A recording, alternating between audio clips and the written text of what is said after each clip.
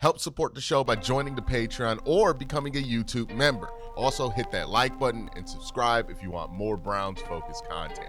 All right, so the Browns are back in town for today. One practice, I believe, this week before they go off to Philadelphia. I'd imagine they take tomorrow off, practice Wednesday and Thursday, get the off day Friday, and then have the game 1 o'clock on Saturday. And again, I will be live for that game. So the Browns got some work in today. It's their first practice since the preseason game. Now, I know a lot of people are going to jump into this wondering where Shador is on the depth chart. I really wouldn't anticipate any change on the depth chart this week. Maybe the week after that, you might see something. I'll explain why I feel that way in just a minute.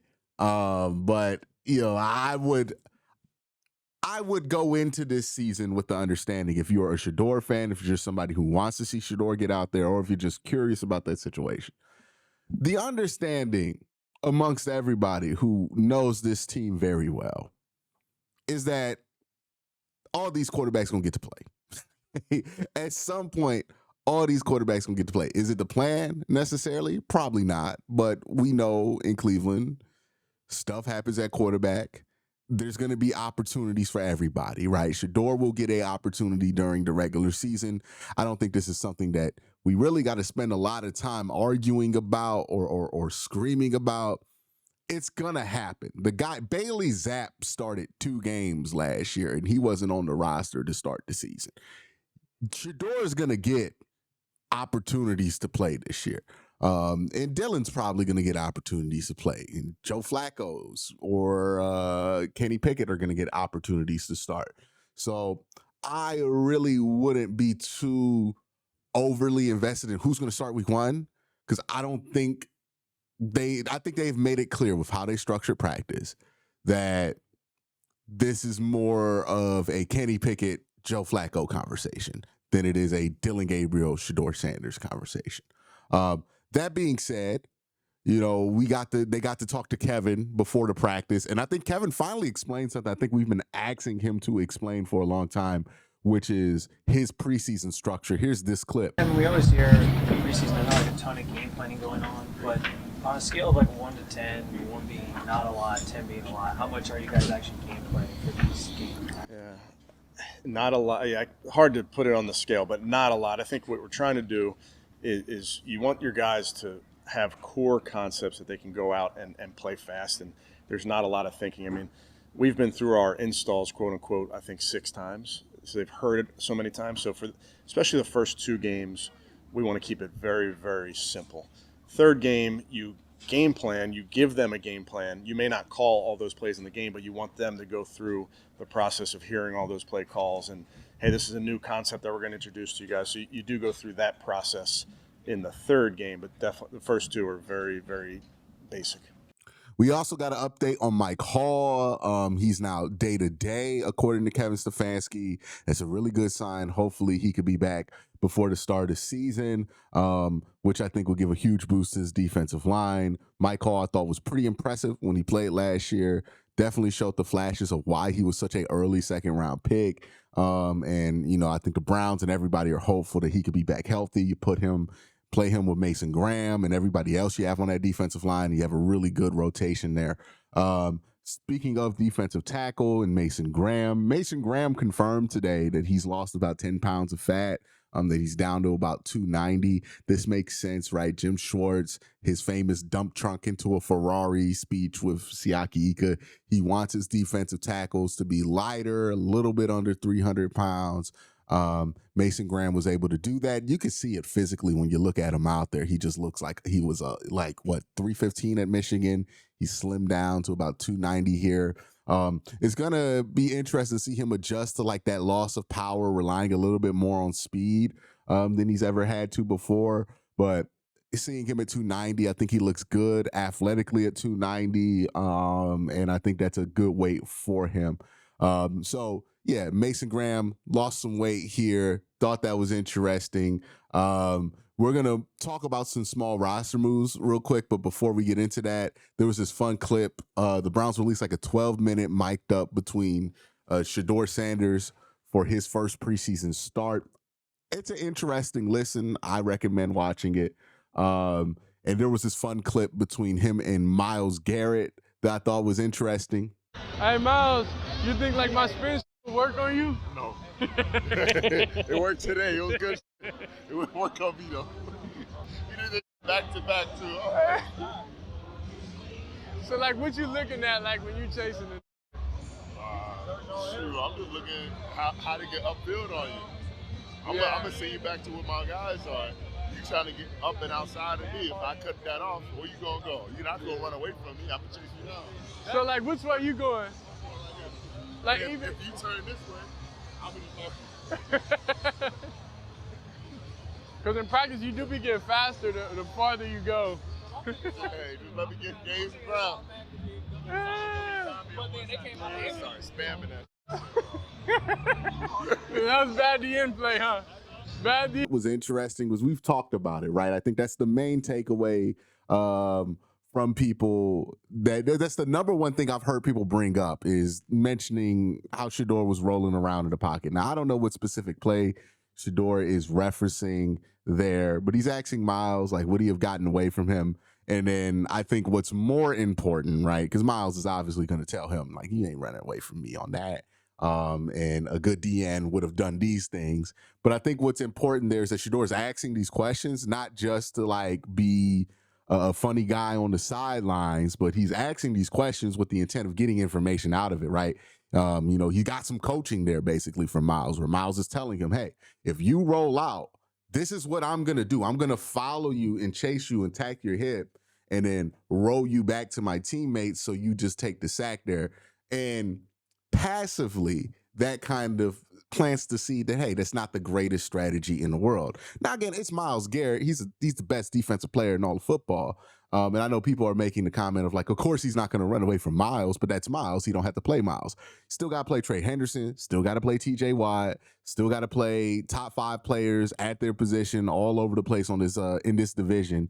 So you're going to have to tighten stuff up like that because, yeah, the Carolina Panthers defensive end, maybe he didn't play it right, but you're going to play a lot better defensive ends in your NFL schedule than that guy, right? So that's going to be something that I think he can learn from, and it seems like he is taking the active steps to get the information to learn from, which, again, really important, right? You want a quarterback who's not just competent, but intellectually curious. And what I've seen from Shador in these mic'd ups is that there's always some element of intellectual curiosity, right? Like not just interested in sounding smart, but interested in actually taking information that other people who know more than him about a specific thing have, listening, and then applying that information.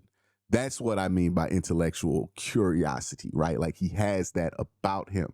And he seems to, I know there's this image of Shador. He walks in playing his own music, speaker, big old 12 chain. People think that this guy's ego is incredible.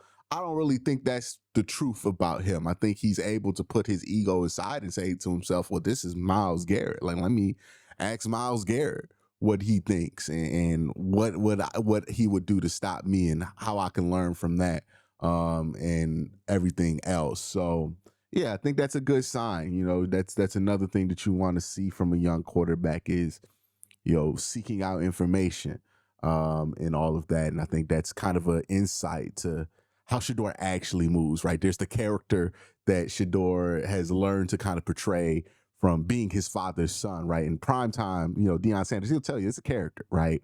The chains, all that, that's character. That's not who Deion actually is at his core, right? You would think Deion Sanders is some kind of party fiend from how he presented himself early in his career. You wouldn't think that this is a man who's never drinking alcohol before, right? So there is the difference between like how you move, for public attention or not even public attention for media purposes and how you move actually in your life. And this kind of an insight there of how Shador actually moves when he's working, which I think is pretty cool to see. We'll see what else happens, right? Joint practice is going to be a big week for everybody in that quarterback room. But again, nice stuff to see there. the Browns had some small roster moves. They added a couple of corners, which I appreciate. I've been bitching about that for 2 weeks now. And then they waive Luke Floria. I wouldn't be too worried about this. The Browns are very high on Luke Floria behind the scenes. I think Jeremy Fowler, my bad, not Jeremy Schapp. Jeremy Fowler posted out that he was talking to people in Browns camp, and people high up. They were pretty happy with him. And when Fowler's talking, it's either like Andrew Berry or somebody really, really close to Andrew Berry that Fowler's getting that information from. So that's pretty good info. That's where that's going with Floria. He's probably going to get waived, put on IR, reclaimed. He's probably going to clear through waivers. All that stuff's good. So that's kind of the housekeeping stuff. Let's talk about what actually happened in practice. Good stuff here, right? According to those who are out there, the tight ends looked really good. There were some really nice clips from the tight ends today. And this is the last week, right, where the Browns are going to actively be making an evaluation on who's going to be the day one starter, and really where they're going to lock in a lot of their evaluation for who's going to be. That certainly puts pressure on the room. And then obviously this week being what this week is, puts pressure on the room. And you saw the quarterbacks that were out there practicing. I thought else looked bad. You want to pick the best of people who did their best, right? So they're getting that right now, at least today in practice, from these guys, which is a good thing, right? Sounds like it was a good day overall for the offense, the quarterbacks in particular, the tight ends in particular. And I think all of this is good, right? We're going to get a decision on quarterback probably after this week of practice, after the preseason game. If you're asking me, if they announce a starter after this week of practice, it's almost 100% going to be Joe Flacco, right? If they announce a starter with some camp left, I think that's going to be Joe Flacco, because that's the guy you can announce as the starter right now. And it would make sense. He's taken the most first team reps. He's practiced the most. He's been healthy. He's looked the best when he's out there. You name him in the starter, it's not gonna be a weird situation you open yourself up to. If they wait until after the 53 cut down in the week of practice that the season starts to announce a starter, then I feel like it's going to be Kenny Pickett, right? So we'll see what happens, but Kevin alluded to announcing the starter after this week of practice. That to me feels like Joe Flacco.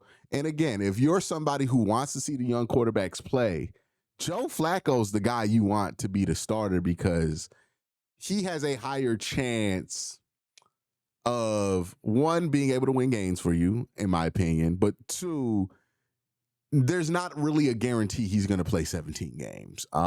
There's no guarantee. It's like the opposite of a guarantee, right? So there's a better chance that Sanders and Gabriel get to see the field and get real opportunities with Flacco as the quarterback, versus if Kenny Pickett wins the job, they're going to try to string that out for as long as possible. So that's kind of where the Browns are. From all accounts, seemed like a pretty solid practice for them before they head into joint practice with Philly. And it'll be exciting to see how they stack up. Obviously, Philly, they're the better team at this point, right? Philadelphia's coming off a Super Bowl championship. They have one of the best rosters on earth. The Browns are coming off a 3-win season, right? Two teams in completely different places with completely different hopes for their year. But you know, competition is there for a reason. Those practices are there for a reason. We played the games for a reason. I mean, when these two teams played last year, the Browns really weren't that far off from beating them. So I wouldn't count the Browns out as far as like their ability to look good in this situation. But it is going to be a nice test for these young players, these rookies, especially. It's going to be a nice test for these quarterbacks, because no matter what depth chart you're playing against Philadelphia, there's going to be some guy there that's pretty good on some level of that defense, especially. So, yeah, I think this is going in the right direction. The vibes feel fine. We'll see what else goes on.